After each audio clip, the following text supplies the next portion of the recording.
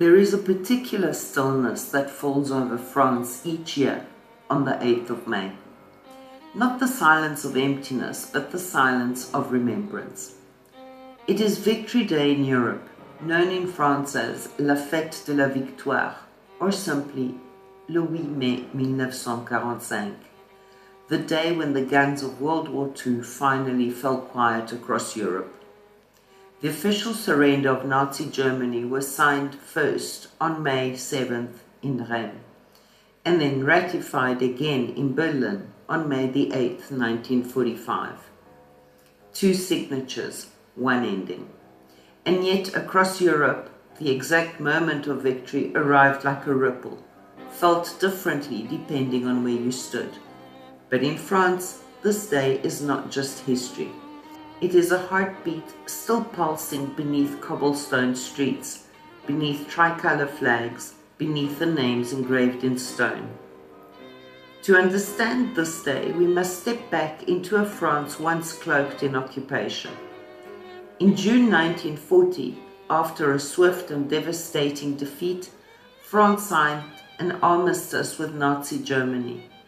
The country was divided. The north occupied by German forces, the south governed by the collaborationist regime of Philippe Pétain in Vichy. Paris, the city of lights, dimmed. Voices lowered.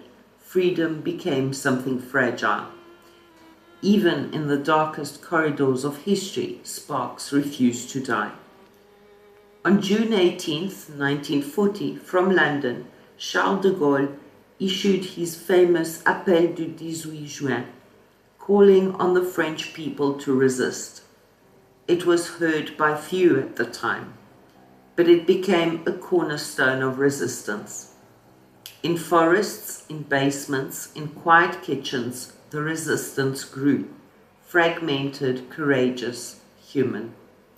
They sabotaged railways, distributed underground newspapers, and passed intelligence to the Allies. Some were barely more than students. Others were ordinary citizens who chose, quietly, to become extraordinary. Then came liberation. In 1944, Allied forces landed in Normandy on June 6th, D-Day, marking the beginning of the end of occupation. Paris was liberated in August 1944, not only by Allied troops, but also by French resistance fighters who rose within the city. Crowds filled the streets, church bells rang wildly, but even in celebration, scars remained. By May 1945, the war in Europe ended, and France stood, wounded, fractured, but standing. Victory was not loud, it was heavy, and in that weight another truth lingered.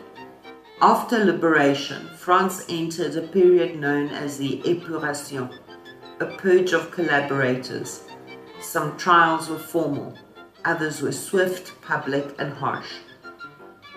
Women accused of collaboration were sometimes publicly humiliated, their heads shaved. Justice and vengeance blurred. And beyond Europe, history unfolded differently. While France celebrated, elsewhere in its empire, hope met violence. On that same day, the Sétif and Guelma massacres unfolded, reminding us that history rarely moves in a single direction. Algerian soldiers had fought for France during the war. Many expected greater rights, perhaps even independence. Instead, their demonstrations were met with brutal repression. Victory here was layered. Each year, on May the 8th, France transforms into a living memorial. And at the heart of it all, in Paris, beneath a towering arch that has watched centuries pass, stands the Arc de Triomphe. Commissioned by Napoleon, it predates both world wars. And yet today it has become inseparable from their memory. Beneath it lies the tomb of the unknown soldier, installed after World War I in 1920. An eternal flame flickers, not dramatically but faithfully. First lit in 1923, it has never been extinguished. Even during World War II, it continued to burn, a quiet act of defiance. Every evening it is rekindled. On Victory Day, the French president approaches slowly, deliberately, as if walking through time itself. A wreath is laid, a flame is tended, and history breathes. Across the country, this ritual echoes. France has over 36,000 communes, and nearly each one holds its own ceremony. In small villages and grand cities alike, names of the fallen are read aloud, church bells ring, soft but insistent, flags ripple like quiet applause, and then comes the silence. A full minute where an entire nation pauses. Cars stop. Conversations dissolve mid-sentence. Even the air feels different.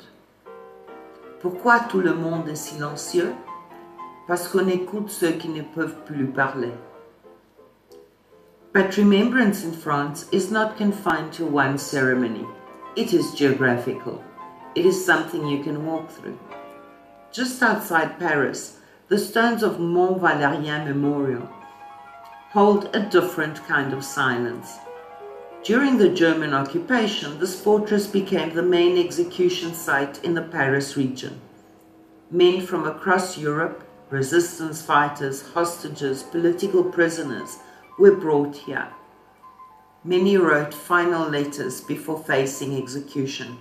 Some letters still survive. Words written in the shadow of death, now preserved in the light of memory. Further north, where land meets sea, another story unfolds. At the Normandy American Cemetery, over 9,000 American soldiers are buried. They died during the Battle of Normandy in 1944. The cemetery overlooks Omaha Beach, one of the most violent landing zones of D-Day. The sea that once carried invasion ships now laps quietly against the shore. History here feels vast and intimate at the same time. And then there are places where time stopped completely.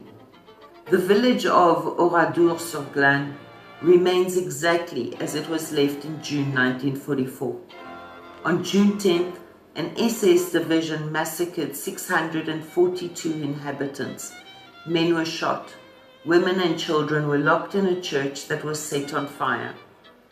After the war, Charles de Gaulle decided the village would not be rebuilt. Instead, it would remain a ruin, a scar deliberately left visible. Back near Paris, another chapter unfolds. Quieter, but no less important. The Drancy internment camp memorial was the primary transit camp for the Jews deported from France. Between 1941 and 1944, over 60,000 Jews were sent from here to Auschwitz and other camps. Only a small fraction returned. This site reminds us that the Holocaust in France was not distant. It was organized, systematic, and local.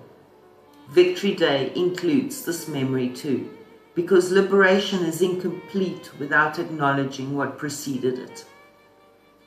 Pourquoi ce lieu est-il resté comme ça? Pour que personne n'oublie. Unlike celebrations filled with fireworks and spectacle, Victory Day in France is quieter, almost introspective. You'll see blue, white, and red flowers resting gently on graves. Veterans wearing medals, often earned decades ago, passed down or preserved. Children standing beside elders, bridging generations without words. In many towns, school children participate in ceremonies, reading letters from soldiers, sometimes written during the war. The act is simple, but the effect is powerful. History is no longer distant, it is spoken aloud. Que signifie le 8 mai pour vous? C'est la liberté, mais aussi le souvenir. France does not wrap this day in myth. Its folklore is real. It lives in a hidden radio beneath floorboards, a coded message tucked into a loaf of bread, a railway slowed just enough to disrupt a deportation. These acts, small and immense at once, formed the quiet backbone of resistance. Not all heroes carried weapons. Some carried courage in silence. Victory Day in France is not about triumph in the usual sense. It is about balance between pride and grief, between liberation and loss, between remembering and moving forward. It exists alongside other key dates like Bastille Day on July the 14th, louder and more celebratory. But May the 8th remains different, quieter, heavier, more reflective.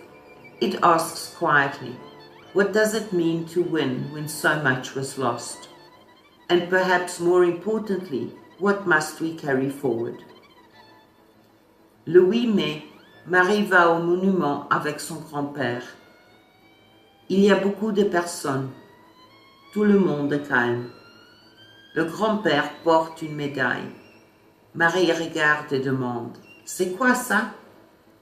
Il répond, « C'est un souvenir de la guerre. » Marie prend sa main. Ils écoutent le silence. Après, il dépose une fleur. Marie sourit doucement. Elle comprend un peu. Victory Day in France reminds us that language is not just words. It carries memory, culture, and emotion. So here's your invitation. Write in the comments. Qu'est-ce que la liberté signifie pour vous? Or share a sentence in French about peace, memory, or hope. Because remembrance lives on when we give it a voice.